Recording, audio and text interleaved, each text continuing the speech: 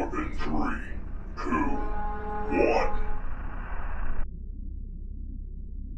1. Alright, computer. Let's hook up to the local GNet and let's get this going. Initiating connection to Jupiter GNet Hub.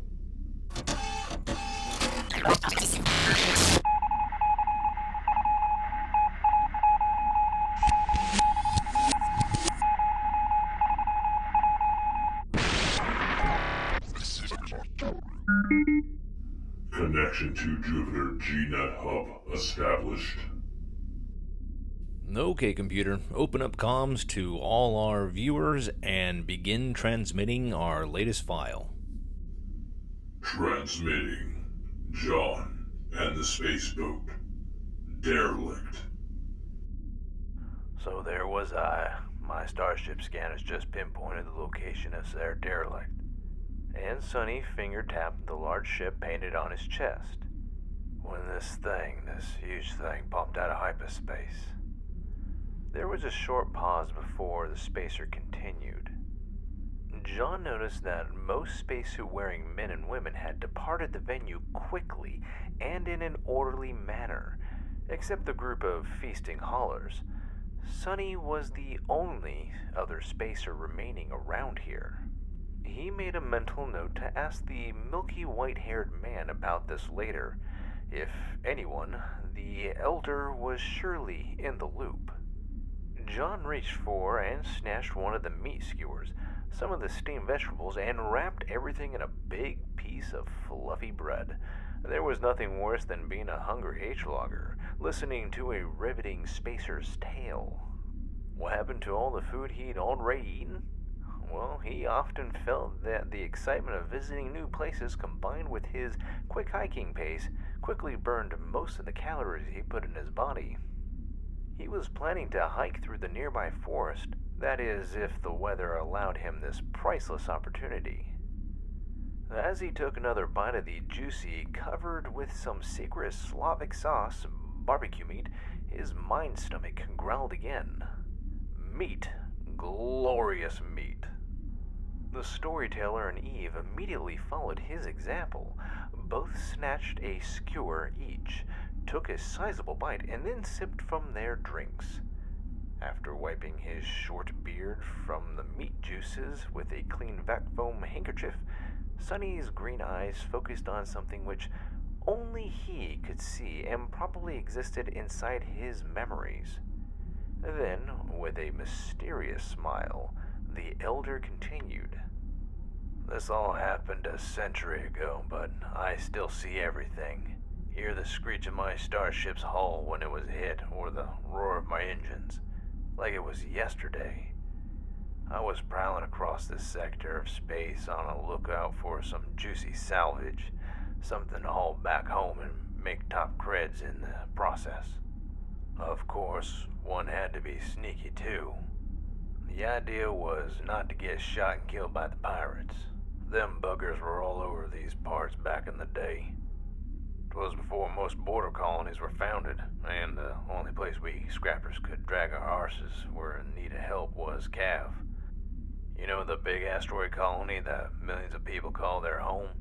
It was still one barely hollowed out cave. No blue wall security ships, no colony navy patrols, no nothing. Well, nothing if you count out our starships. Spacers always go where no one has gone before, son.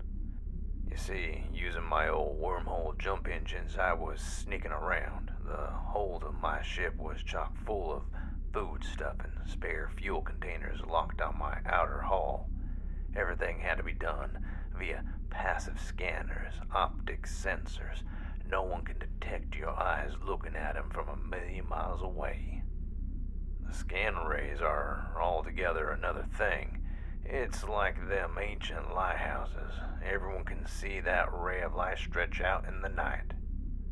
The senior stopped to take another gulp of cider and then continued, after he and Eve exchanged a look of full understanding. John was not an ops specialist, but he knew the basics and, of course, how sensors worked. Looking through the optics was slower, even with all that modern software and the aid of one starship's mainframe provided. One night, me ship wakes me up. I see that big, beautiful hollow slide of something, which my optic sensors managed to spot for me. Something that looked almost exactly like that mural you enjoyed looking at earlier. Took me a week to clean that image, do some calculations, and attempt to plot a safe 50L jump there. Problem was, to get to this thing, I had to sneak through the space of one somewhat prominent pirate clan. The ship that you later fought against, those on your chest murals, are they of the same clan? Asked John, already tasting the mystery, hoping that Sonny would slip up and share more juicy details. Already his subscribers were flooding the chat with thousands of questions. They also attempted to discern who this obscure pirate clan was. The spacer spoke out, and suddenly, even those of John's patrons who had access to plenty of knowledge went silent. Yes, that was the Sharo pirate clan, now fully wiped out.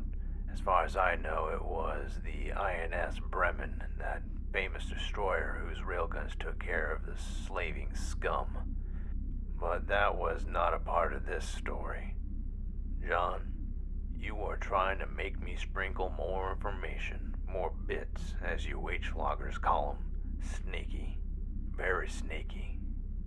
Sonny's very bright green eyes smiled at him, almost, and then the spacer reached for another bottle of cider. Seems that this grandfather was drinking hard cider, as if the blue, high-alcoholic liquid was water.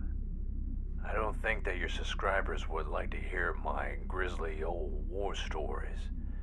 Tales of death and destruction are not my favorites. Besides, they can watch plenty of combat holovids on the Gnet.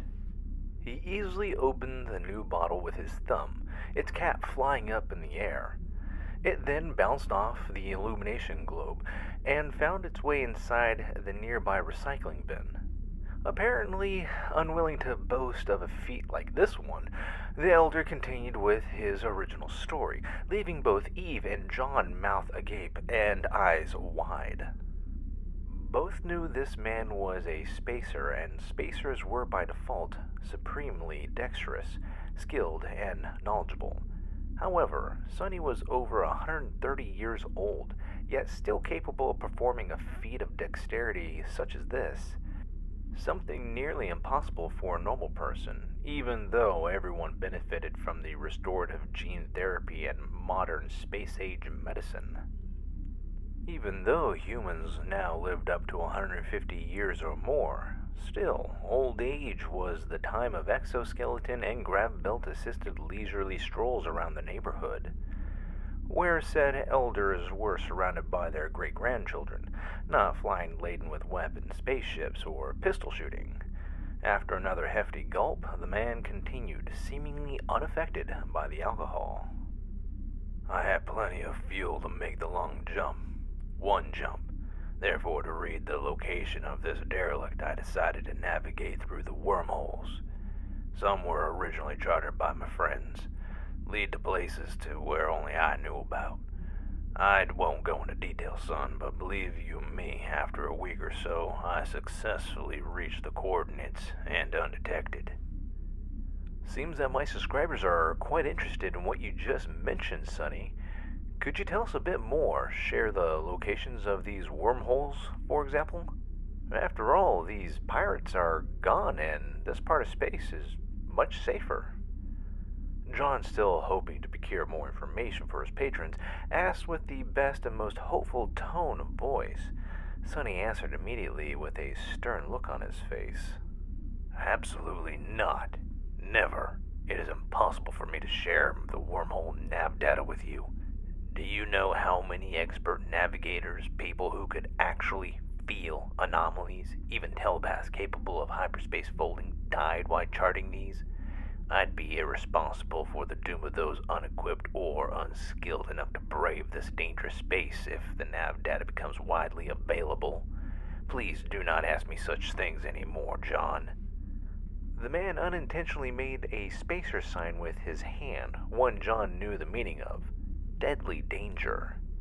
He dried out the second bottle of cider, snatched another, and while opening it, gave Eve a hand sign.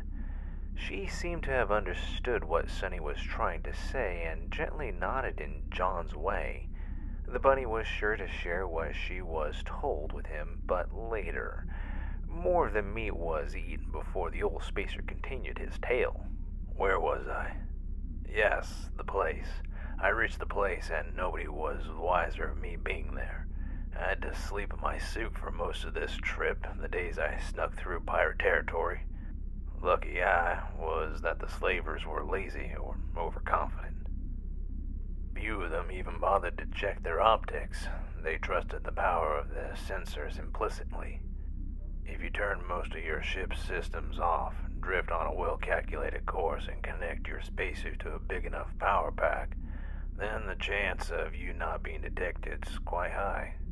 Although after a month in that suit, I should tell you, the odor can be a mighty unpleasant thing to endure. John had already finished his shashlik and the first bottle of cider. Moreover, he wasn't at all squeamish. Eve chuckled and scratched her snout, adding, "I must agree with you wholeheartedly so, patron. Indeed, for one such as me who has a heightened sense of smell, caustic adventures like these are most definitely not on my to-do list." Both she and Sonny exchanged more hand signs, and John suddenly realized that this bunny most probably knew the spacer's lingo. Sonny raised his bottle, drinking more of its contents, but slowly this time. See, the second I saw this starship, this alien derelict, I knew it was old, ancient even. We spacers are traveled folk. Moreover, all of us make sure to study our craft well. The more one knows about different types of classes of starships, the better. Therefore, after I checked against a list of newly salvaged vessel shapes I had on my mainframe, I carefully approached. A scrapper's job ain't easy, son. You can't just strap some alien, weirdly designed ship to your own and tug it back home. No, sir. What if there's something dangerous lurking inside? What if its mainframe's home to a malevolent AI bent on exterminating all biologicals? Some of these derelicts we find out there had deadly, capable of resisting the vacuum of space of viruses, casually floating inside. Mutants, crazed cyborgs, people who went mad during their voyage, or worse, the bodies of the long-deceased crew might be possessed by some unlife entity. Whatever it is, the job of discovering what exactly the reason why this ship became a derelict falls on our shoulders. "What did you find inside, Sonny?" asked John, his voice laden with anticipation, and the spacer smirked. "What you ask? Well, the minute I got close, and real close to the derelict, and activated my sensors with the intention of running one long, careful, and best of all, passive scan, something caught my attention. Saw a light flicker, reflected off the derelict's bent hull. Took me a few seconds to realize it isn't coming from my ship, and then it hit me. Someone was exiting hyperspace. First thought running through my mind was that the pirates had found me, somehow. I immediately drifted inside the derelict. Thankfully, it had a gaping hole on its port side and my ship was small. Then, almost all systems off, my eyes feasted upon a sight most magnificent. This hulking, absolutely huge ship, it slowly flew in my direction, one of its enormous engines flickering. It was what I originally saw. The thing leaked drive plasma all over and was barely functioning, but it still moved. Hundreds of cannons also moved, their turrets protruding from the vessel's armored hull and aimed in every conceivable direction. It was an ancient hulk, this one, not like anything I've ever seen before or after. Riddled with holes, armor plating bent and torn, this Leviathan was still operational, even with some of its decks exposed, open to outer space. 10 miles long it was. 10 friggin' miles. And around 3 miles wide. Sonny made another gesture, placing his index and thumb real close. This is how wee I was in comparison, John. If ever some deranged full himself alien assures me his empire is the master of space, his fleet undefeated and almighty, I remember those awful minutes. What the Hulk did then was even more terrifying to me. Still hiding, I was inside the derelict, shaking, thinking that this thing came out of hyperspace looking for my future haul. No, it actually flew around me and so close that if I'd been out and stretched out my hand, I could have touched its ravaged by the age hull. John could easily feel the memory of the Great Terror absolutely oozing out from Sonny's green eyes. Looking through another, much smaller hole in the derelict's hull, I could see a flash of light. The ship fired some weapon, a barely visible beam. I don't know what it was, don't ask me, but it was powerful. While the hole I looked through was small, I used my optics and saw what this Hulk fired upon. No, it wasn't some planet or something like that. The ship fired upon another vessel, which, after comparing the two, looked half the Hulk's size. After one shot, only one, the other ship vanished without a trace. Sonny's voice lost much of its strength and turned into a whisper.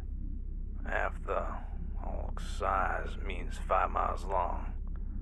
5 friggin' miles. Ships that big don't vanish in a thin space. Hell, a simple 15-meter long shuttle leaves a ton of debris when destroyed. I watched how this Hulk, whose builders had probably died out thousands of years ago, slid back inside hyperspace. I don't know why everything happened. Maybe these two were at war, some long since forgotten conflict, or maybe it was something else. What I did was attach my ship to this derelict and, breaking the scrapper's rule, dashed all speed away from that hellish patch of space. Sonny then made another sign, pointing at John's holocam, and he instantly switched the thing off. The old spacer then waved with a slightly shaky hand over his PDA and produced a file. The small data pack he linked directly to John's device, giving him a somber smile after the fact. It was a collection of old, hazy holoslides, and on them, the H-Logger could see a huge, hulking starship. That was yet another reason for him to strongly dislike derelicts and stay as far away from them as possible. Let the thrill-seeking sea loggers or those who scoured fringe space looking for terrors of old, let them chase after stuff like this. Eve's paw held the can of Asashi so hard it bent, and a few drops of silvery foam had soaked her chest. Sonny offered her a vac foam handkerchief. Then, and while the bunny was wiping uniform with a shaky paw, he issued another warning. Don't go looking for this place or that ship, John. No amount of loot or fame is worth your precious life. Warned him the old spacer and smiled fatherly. He stood up, reached for another bottle, then shook John and Eve's paw, adding, Sorry if some of your subscribers got startled by this story, but you picked it yourself, son. Anyways, I gotta go back to my scrappy hovel. Them creds don't fall from trees, you know. Sonny made another hand sign, this time aimed at Amy's bartender, and before he walked out of the Tumbling Apple, he said, Food and drinks are on me, kids. Okay, computer, that's it. Disconnect from the GNet and set course for Omnia Prime. Disconnecting GNet. Setting course. Omnia Prime. Stalling engines now. Initiating. Jumping in 3, 2, 1.